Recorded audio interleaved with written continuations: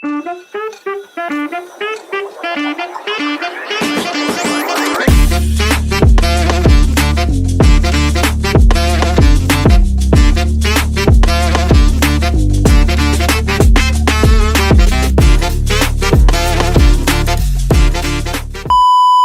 guys! Ito yung continuation ng vlog ko.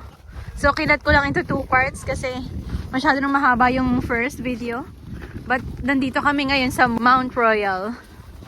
And magsisledding sana kami kaya lang wala kaming dalang sarili. So kanya-kanya pala dito guys. Nakala ko may nirerentahan pero try namin tignan kung anong meron doon kasi may mga nagsisnowboard. Tuwan-tuwa tong bata na to. Sabi to gusto mo to yung lamig. Ay, gabi na pero naabutan pa namin at nakakuha rin kami ng pang sled. Ay, ang taas na nakakatuwa. Walang ganito sa Halifax, dito lang, so sulitin na namin to. Excited na yung mga bata. Ganyan lang ata pwede kay baby kasi mataas masyado yung slide. Kaya hindi siya safe sa bata. Yanes!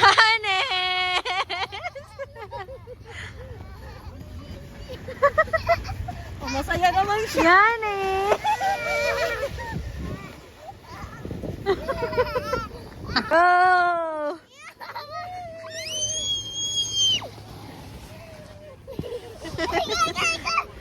Go!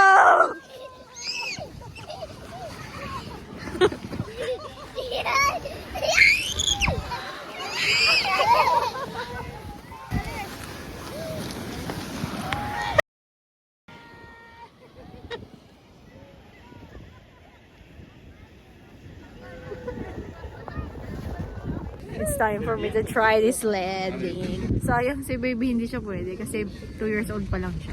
It's my turn!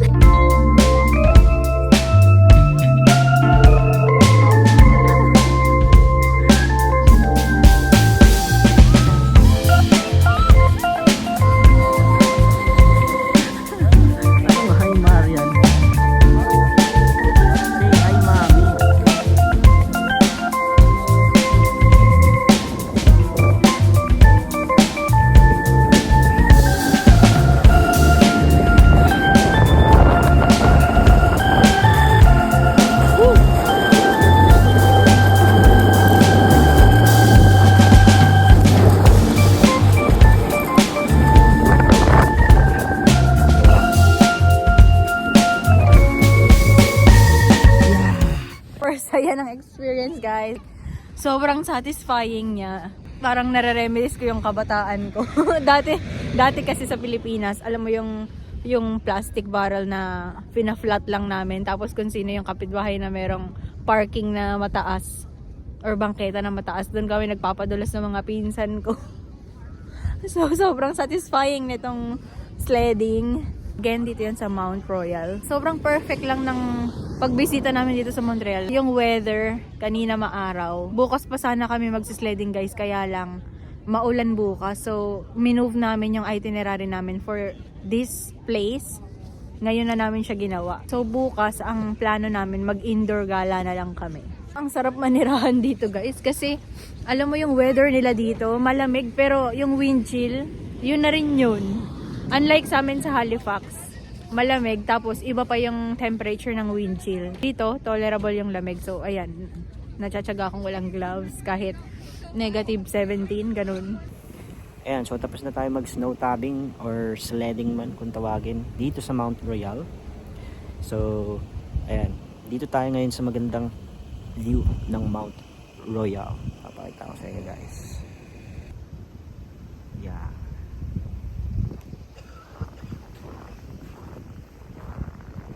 Sa tuktok ng Mount Royal, kita ang buong Montreal. Exactly, no? Ang origin din ng pangalan ng Montreal is yung Mount Royal mismo. A few moments later. Wala tayong souvenir guys. So ito, pasok tayo dito. Hi guys, so tonight nandito tayo sa souvenir shop along Old Montreal. Kasi papunta kami ngayon sa Notre Dame. And may nadaanan kaming souvenir shop dito malapit. So daan na kami para bukas hindi na. Kasi kinapos kami sa oras. Ang dami pa namin hindi napapasyalan ngayon. And magiging rainy ang weather tonight. So para makabawas ng pupuntahan bukas. Ngayon na namin siya dinaanan. So here's the store. Ang gaganda ng mga hoodies nila dito guys.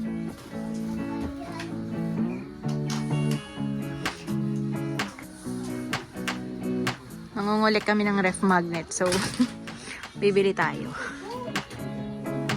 And may nakitang toy bus tong isa. Nako, mahilig kasi ang bunso ko sa bus.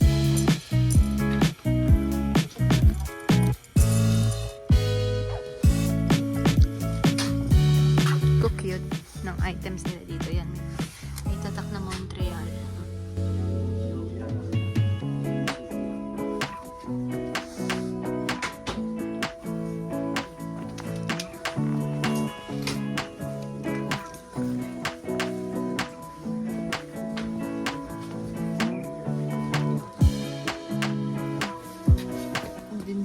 Ay, ang dami din palang bus dito.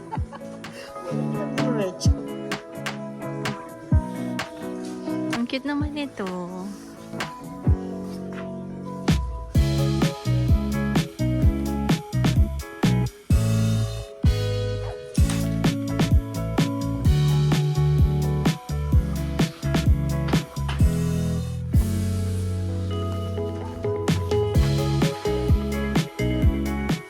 Itong mahirap dito, lahat magaganda. Yung asawa ko lahat na kinuha. Hindi siya makapili. Proud daw siya magpapalit ng hat. Ayan o. Grabe, diba? Nandito kami guys sa Notre Dame Basilica. And full na yung light show. So hindi na kami makakapasok sa loob. Pero usually, libre to kapag magsisimba ka. Sobrang stunning niya guys. Kaya lang ginagawa yung isa niyang side. Pero maganda pa rin naman. Kaso sayang kung buo siya. Aura talaga ako para mag-picture dito. Ayan. Ang ganda ng simbahan na to guys. Parang ano, France vibes. And sa harap niyan, mayroong pailaw. Ayan. Nag-iiba-iba yung color niya. And yun, yung parang city hall nila dito. Ang ganda dito.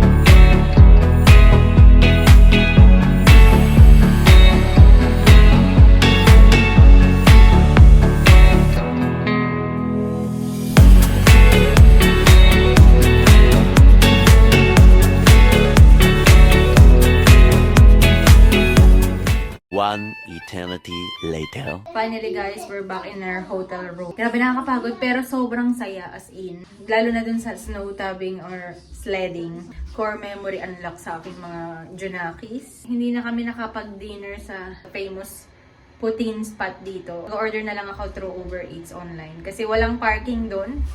And ngayong gabi, mag-i-snow na may kasamang rain dito sa Montreal. So better na makauwi kami before 10. Ayun lang guys. Salamat sa pagsama sa aming wonderful adventure. I hope na-enjoy nyo tong vlog na to. And kung nagbabala kayong magpunta dito sa Montreal, mga pinuntahan namin yung mga perfect spots for tourists.